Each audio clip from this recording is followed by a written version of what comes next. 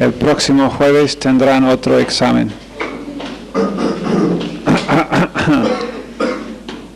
Eso debe ser un aliento para algunos de los estudiantes que hicieron mal en el tercer examen, porque les estoy dando una oportunidad para mejorar la nota antes del final. Será muy fácil.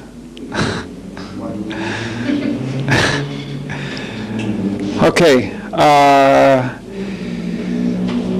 Dijimos que hay 3 sistemas principales de escatología.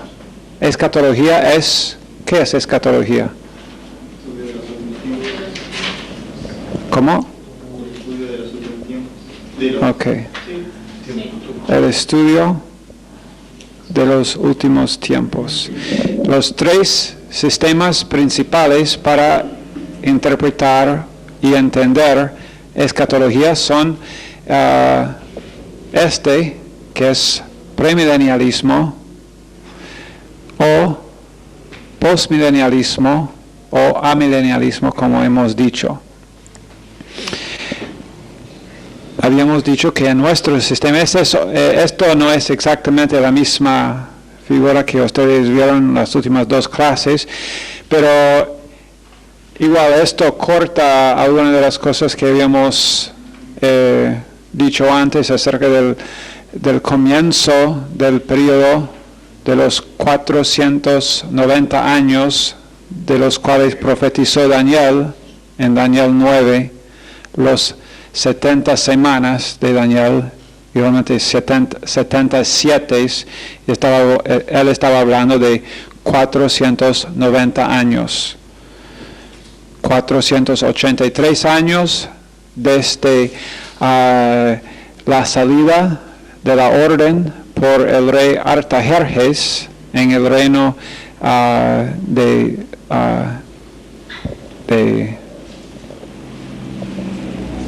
Babilonia, y después ellos reedificaron el templo y todo en Jerusalén. Los 483 años terminaron ¿con qué? Con la cruz, con la crucifixión de Jesucristo. Porque en Daniel dice acerca de esta profecía que después de estos 69 semanas de años, o 483 años, el Mesías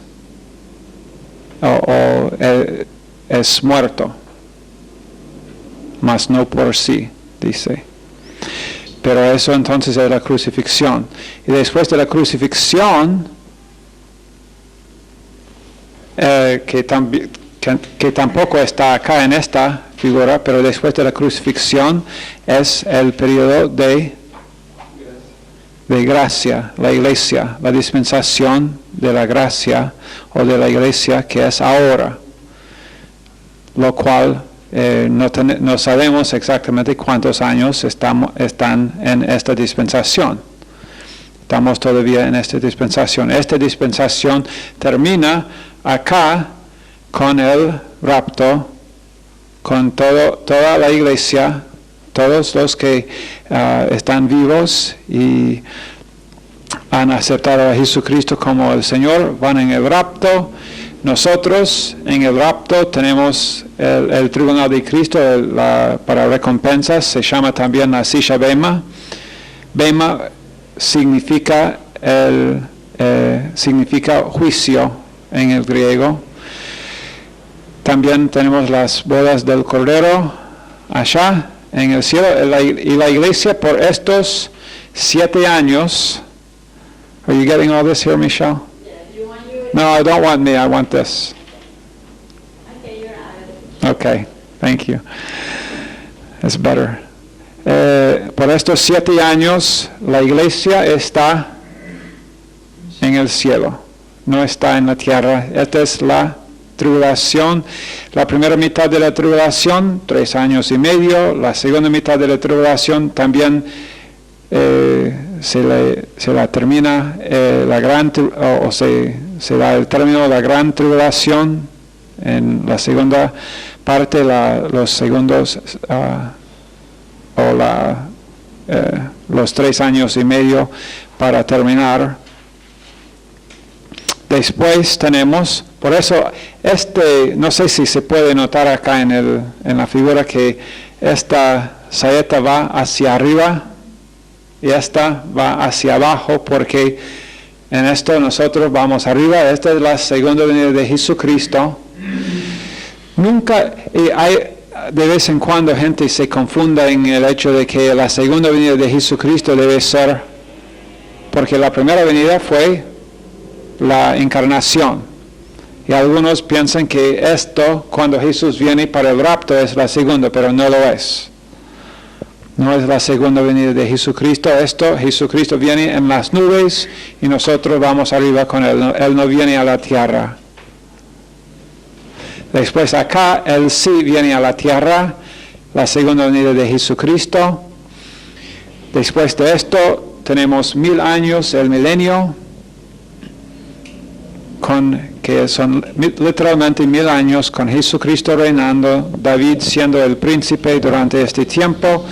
Después, fin de estos 1000 años, hay una rebelión contra Cristo en el trono. Después Cristo destruye todos sus enemigos, el gran trono blanco, para los que van después todos al lago de fuego, todos los que han rechazado a Jesucristo. También, bueno, el diablo ya está ahí, el diablo va primero acá, después del gran trono blanco, todos los demás. La bestia y el anticristo, la bestia y el profeta, el falso profeta, creo que ellos dos van aquí, al lago de fuego, pero después nosotros entraremos en el estado eterno. Dios creará nuevo cielo y tierra, y vamos a estar usando esta hoja ahora por algunas semanas. Yo voy a estar añadiendo varios eventos en cada clase para que entendamos los eventos que van a pasar. Voy a estar añadiendo varias cosas. Cuando estudiamos mejor a fondo la tribulación, voy a añadir varias cosas acá, también acá, para que entendamos. Pero esta es la esquema bajo premilenialismo. Premilenialismo es lo que nosotros creemos porque nosotros interpretamos profecía literalmente. Dijimos que amilenialismo y postmilenialismo tienen en común que usan el sistema alegórico, el sistema alegórico de interpretar las escrituras, y entonces llegan a una conclusión. En el caso de amilenialismo, que realmente amilenialismo dice que, bueno, no hay un milenio. Ellos creen que Jesús vino, después Jesús fue crucificado y ascendió. Y después de la ascensión de Jesucristo, hay un periodo donde estamos ahora, la iglesia, y fin de este periodo, dicen ellos, Cristo volverá. Y entonces la segunda venida de Jesucristo termina el periodo en lo que nosotros estamos. Ellos realmente no llaman el periodo en lo que estamos el milenio. Ellos dicen que el milenio es solamente una figura por lo que nosotros estamos viviendo ahora. Eso es amilenialismo. Amilenialismo significa que Jesucristo vendrá, vino una vez y vendrá otra vez, y nosotros estamos viviendo simplemente dentro de las dos venidas de Jesucristo, pero en su escatología, este periodo acá es totalmente alegorizado.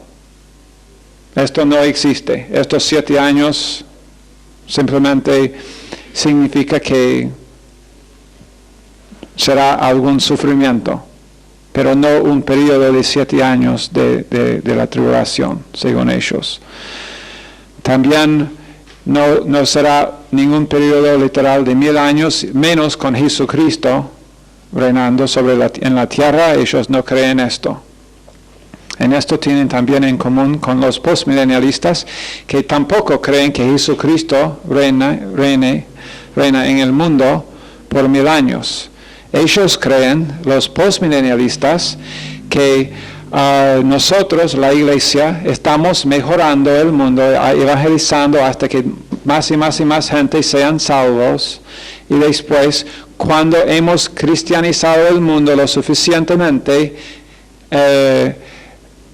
Dios va a comenzar el milenio, pero Jesucristo no va a venir, pero Dios comenzará el milenio, que es un periodo largo. Tampoco ellos creen que necesariamente tiene que ser 1000 años.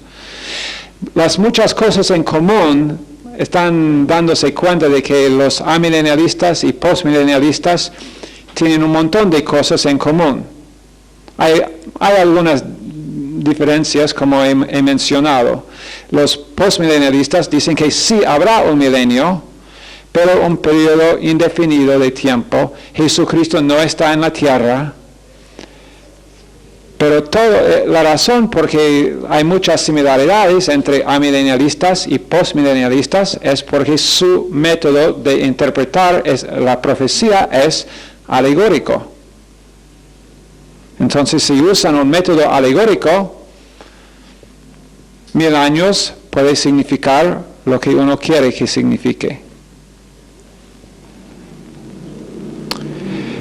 Otra cosa muy fundamental acerca de lo que piensan los amilenialistas y postmilenialistas es que la iglesia está cumpliendo las promesas dadas a Israel.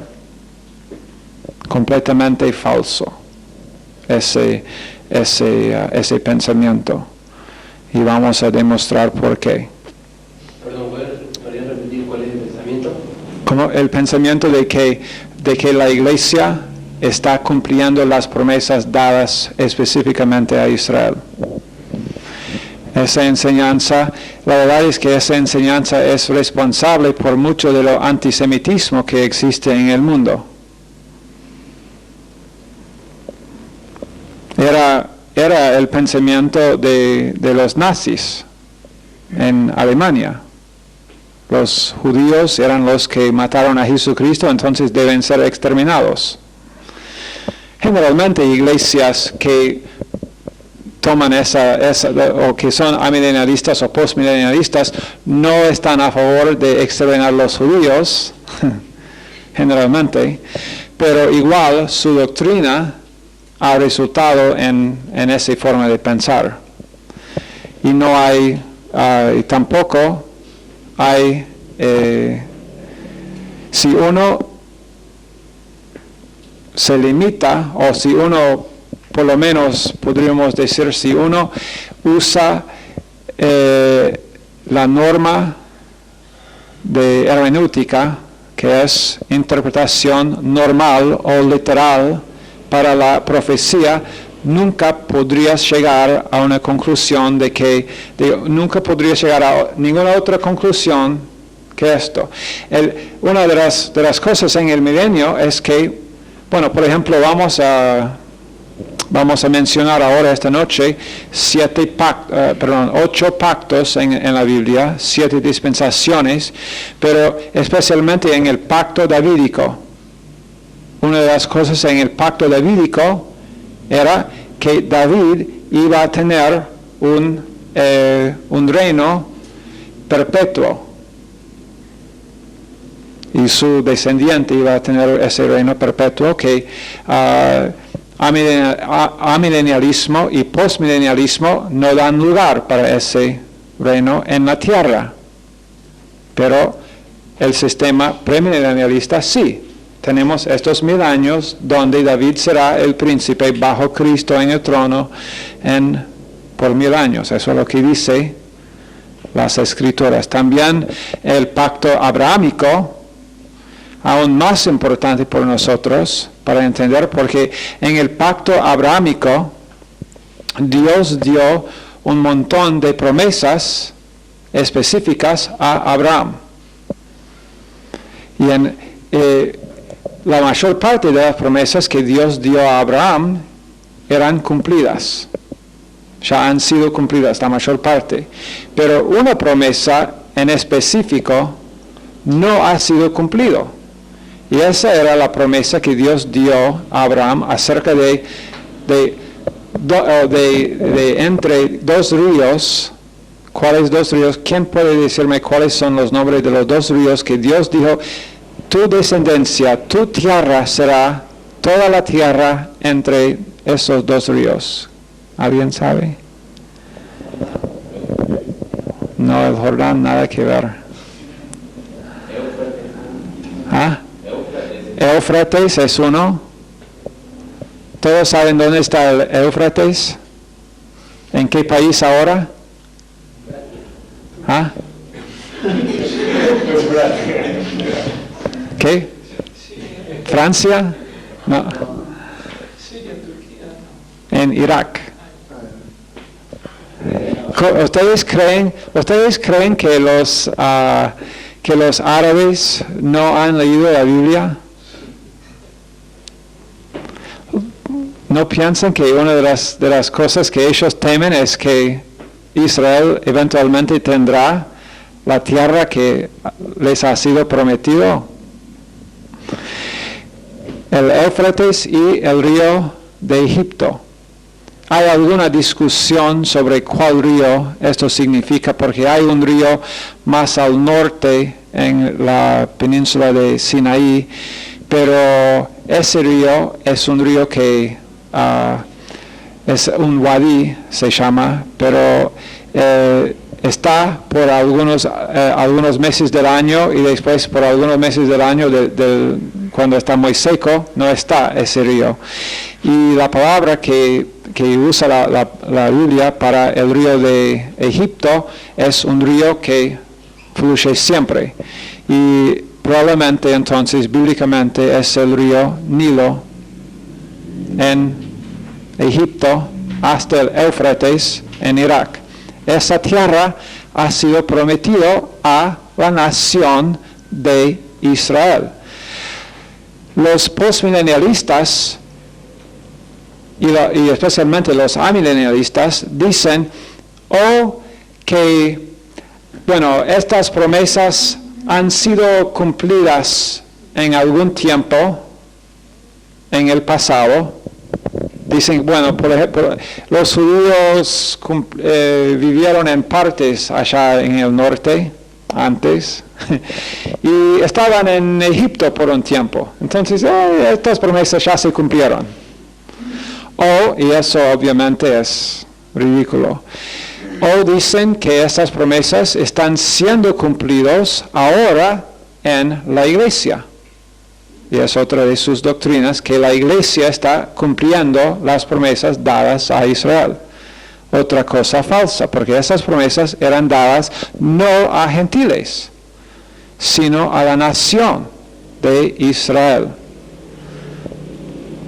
Y entonces, estas promesas del pacto davídico y el pacto abrahámico van a ser cumplidas acá durante estos 1000 años. Cuando Jesucristo está reinando, la nación judía está restaurada a su posición como la nación elegida de Dios y va a ser usada por Dios en su gobierno en el mundo durante 1000 años. Israel como nación será juzgada acá después de la gran tribulación, pero después entra. Ok, los 8 pactos. Vamos a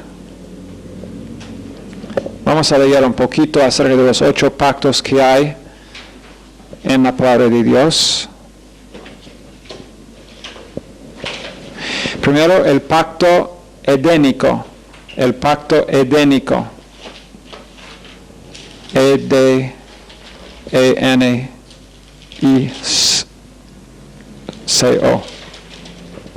Perdón.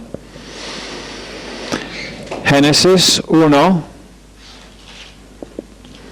28 a 30.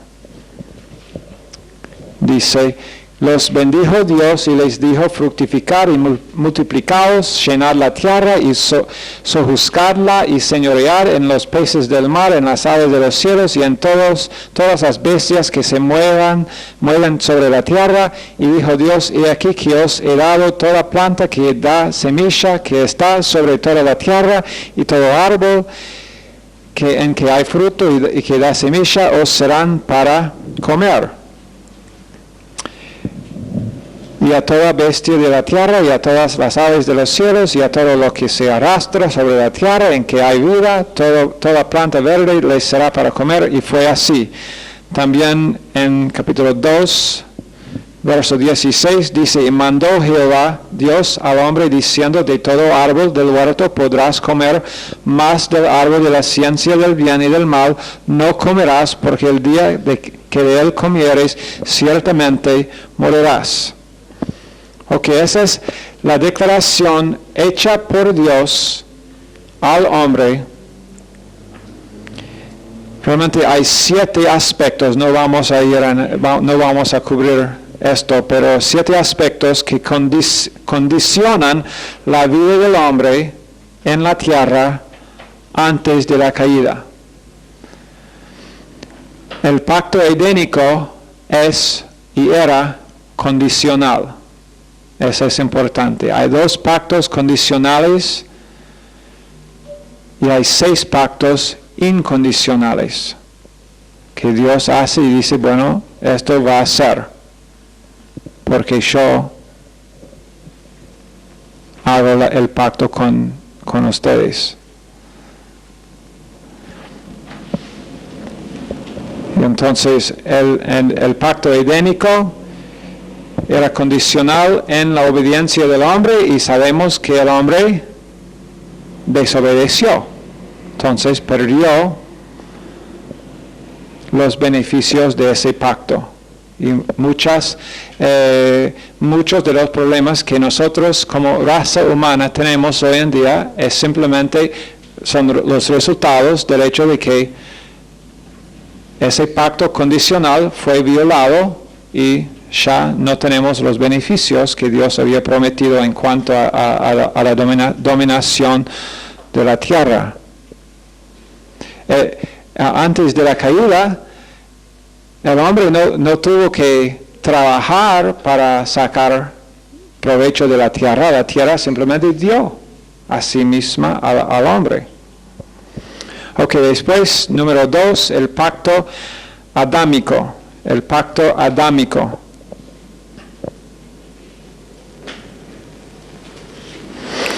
Este pacto se puede leer en Génesis, no voy a leer todos los versos por falta de tiempo, en Génesis 3, 14 a 19. Génesis 3, 14 a 19. Este pacto también consta de 7 partes y regula la vida no tienen que escribir todo esto, regula la vida del hombre en la tierra después de la caída.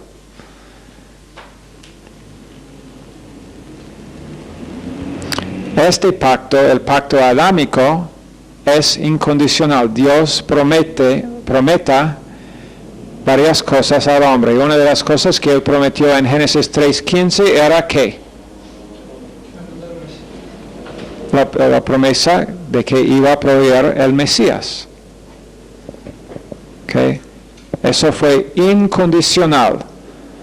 No dio Dios ninguna condición que el hombre tenía que hacer para cumplir ese pacto. Fue un pacto que Dios hizo, el pacto adámico. Yo dije, ¿no? Génesis 3, 14 a 19. Ok. Después tenemos el pacto con Noé.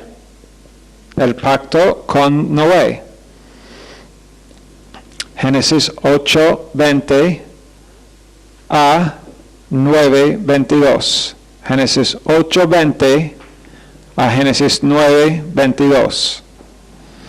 Este pacto también contiene 7 partes y presenta el intento divino tocante al gobierno y a la posteridad humana en todas las generaciones subsiguientes, comenzando con Noé.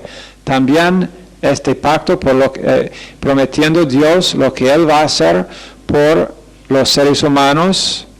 Una de las cosas que Él prometió era nunca más destruir la tierra por un diluvio, pero muchas otras cosas son incondicionales entre Génesis 8 y 9.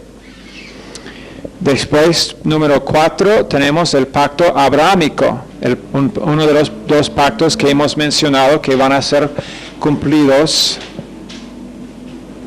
o varios aspectos de estos pactos van a ser cumplidos en el milenio. El pacto abrahámico, en Génesis, bueno, ahora voy a leer lo que dice en Génesis 12.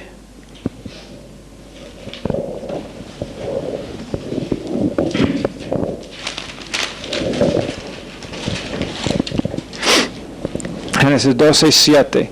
Apareció Jehová a Abraham y le dijo: a tu descendencia daré esta tierra, y edificó ahí un altar a Jehová, quien le había aparecido.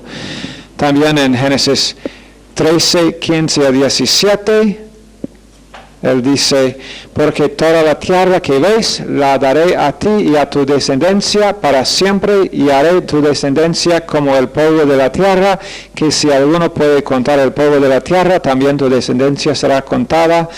Levántate y ve por la tierra a lo largo de ella y a su ancho, porque a ti la daré.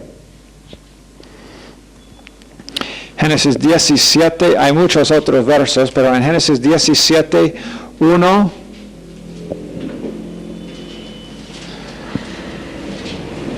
dice: era Abraham de edad de 99 años cuando le apareció Jehová y le dijo: yo soy el Dios Todopoderoso, anda delante de mí y sé perfecto, y pondré mi pacto entre mí y ti, y te multiplicaré. Y mientras estamos hablando acá de este verso de Génesis 17, 1, cuando dice: anda delante de mí y sé perfecto, esto en el hebreo acá es la intención de Dios.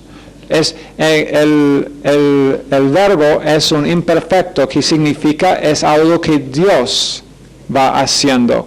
Que Dios dice: bueno, es mi intención hacerte andar delante de mí y ser perfecto. No un mandato a Abraham a cumplir algo para después recibir las promesas, sino es Dios diciendo: esta es lo que yo voy a hacer.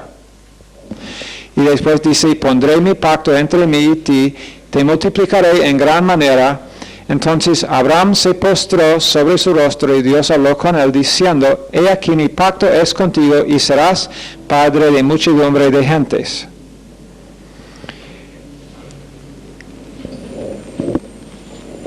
Pero en estos versos, ¿dónde está el otro?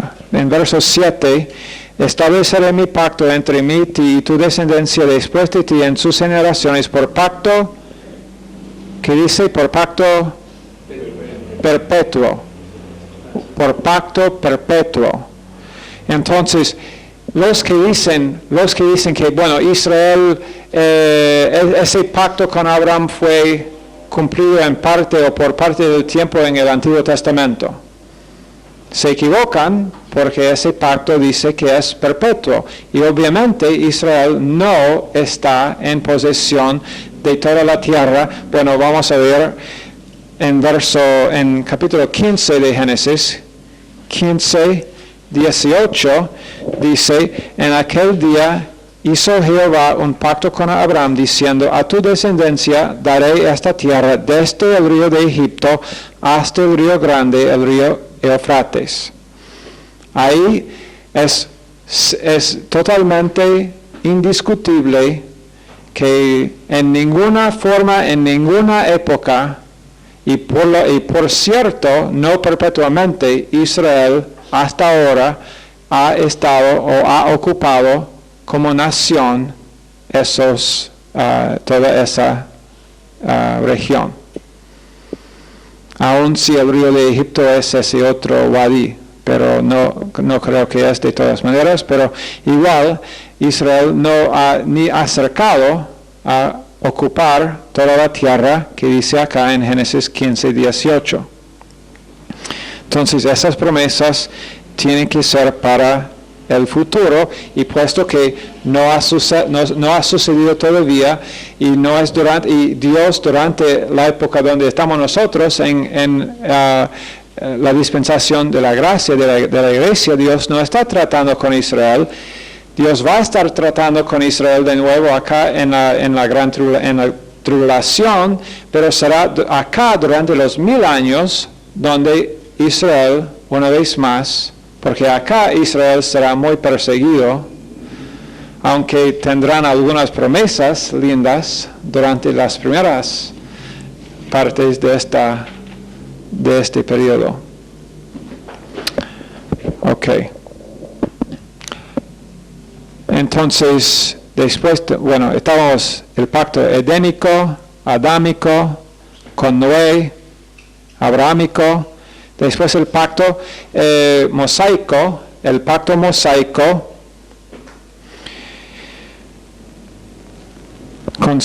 está en Éxodo 20, contiene 3 partes: los mandamientos, los juicios y las ordenanzas, y es un pacto de obras. Las bendiciones del pacto de Dios con Moisés dependían de la fidelidad humana.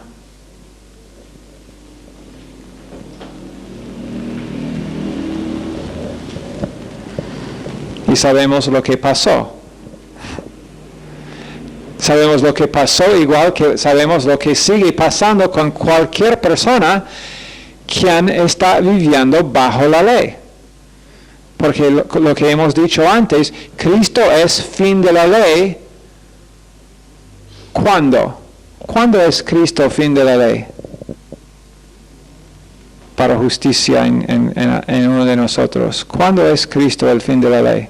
Cuando confiamos en Él para salvación. En el momento, Cristo no era fin de la ley en algún momento en particular, histórico. Está hablando de que en mi vida, Cristo es fin de la ley, porque yo, antes de aceptar a Cristo, estoy bajo la ley. Una persona no salva acá en Rosario hoy está bajo la ley, porque no ha recibido a Cristo como su Salvador, entonces todavía sigue siendo bajo la ley. Por eso está viviendo en condenación. No puede vivir fuera de condenación. Por eso dice en Juan 3, 17 y 18 que Jesucristo no vino para condenar, porque el mundo ya está condenado, ya está viviendo bajo la ley, hasta el punto de poner fe en Cristo. Y en ese momento, para esa persona, para mí, en ese momento, Cristo es fin de la ley para justicia. Ahora el estándar para justicia en mi vida es Cristo mismo. Y no la ley más. Pero el pacto mosaico, entonces, ¿es condicional o incondicional? Condicional. Entonces, edénico, condicional. Adámico, incondicional. Con Noé, incondicional. Abrahámico, incondicional. Mosaico, condicional. El segundo pacto condicional es el pacto mosaico. Después tenemos el pacto palestino. También eso se encuentra en Deuteronomio 30. El pacto palestino, no tenemos tiempo para ver los versos. Deuteronomio 30, versos 1 a 9. También ese pacto está dividido en 7 partes. Declara lo que Dios hará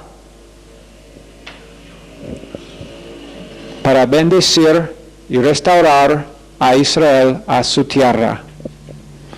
Ese pacto palestino es incondicional. Dios no da ninguna condición para los israelitas, solamente que Él va a restaurarlos a la tierra. Nadie que no entiende doctrina bíblica quiere oír estas cosas hoy en día. Porque es decir, entonces, quiere decir que realmente Israel, que los palestinos no tienen ningún derecho a esa tierra. Exacto.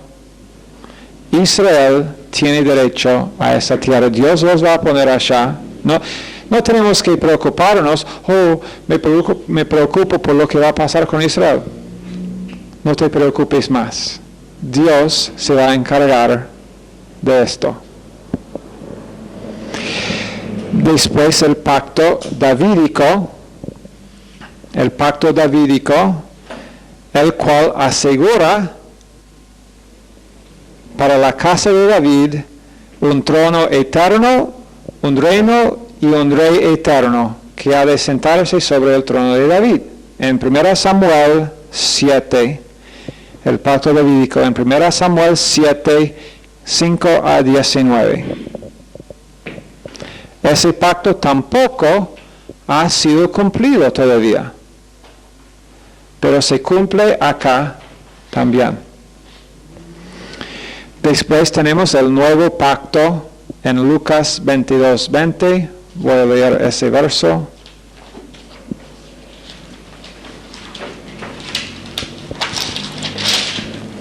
Lucas 22, verso 20, dice: de igual manera, después que hubo cenado, tomó la copa diciendo: esta copa es el nuevo pacto en mi sangre que por vosotros se derrama.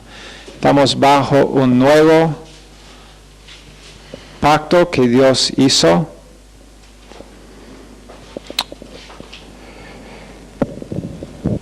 Louis Sperry Chafer diferencia entre el pacto nuevo con la iglesia y el pacto nuevo con Israel. Realmente la mayor parte de los teólogos, incluso señor Ryrie también, los incluyen como realmente son un pacto, pero el pacto nuevo.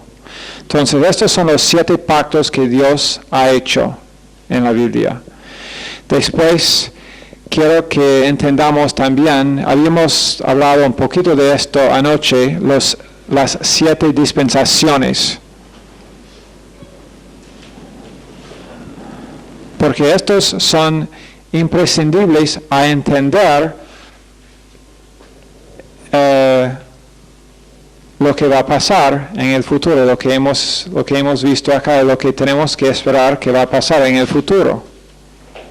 Aunque nada para preocuparnos, como hemos dicho, aún no debemos preocuparnos acerca de la gran tribulación, porque la iglesia ya ha sido quitada de la tierra, estamos en el cielo durante este tiempo, pero eso no significa que no debemos saber lo que está pasando, y no significa que, si Dios no quisiera que nosotros estuviéramos estudiando esto, Él no lo hubiera incluido en la palabra de Dios. Alguien que dice, bueno, las cosas del futuro realmente no me interesan, está diciendo, bueno, Dios lo puso allá porque Él quiso un cierto número de páginas en la Biblia, entonces, y dice, ¿y cuánto tenemos? No lo suficiente. O tenemos que incrementar la fuente, o eso sí, es una broma. Ok, la primera dispensación, ¿cómo se llama, Michelle? Inocencia. Inocencia. Comenzó con la creación de Adán y Eva, terminó con fracaso. Adán y Eva pecaron, terminaron su inocencia. ¿Okay? El segundo pacto, conciencia. ¿Eran conscientes de sí mismos después? Ese pacto de conciencia comenzó después de la caída y terminó ¿cuándo?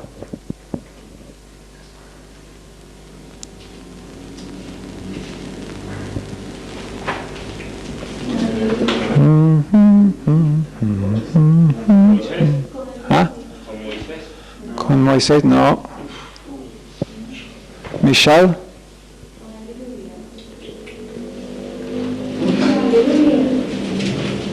Con el diluvio.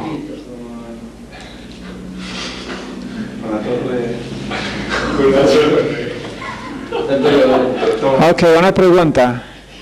¿Cuál era primero? ¿La torre de Babel o el diluvio? ¿Ah?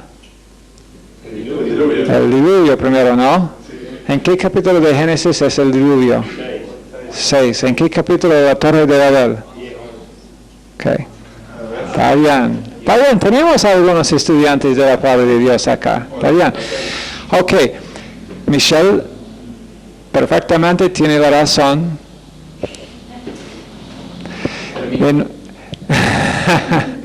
Entonces termina con el diluvio. Conciencia termina con otro fracaso. Dios solamente pudo encontrar una familia para salvar.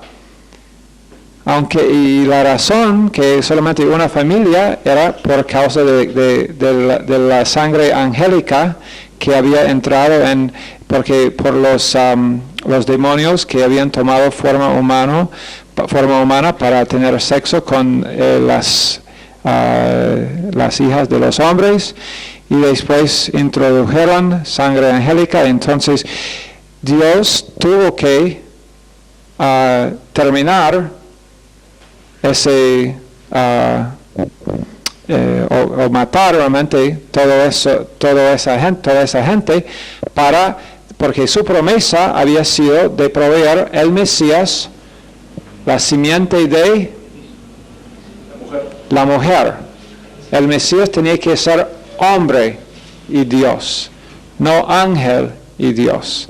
Entonces Dios terminó con la dispensación de conciencia con el diluvio, otro fracaso humano. Y aun cuando Noé estaba predicando a ellos, todos ellos rechazaron. Después de cuando Noé bajó del arca, Dios dio el pacto a él de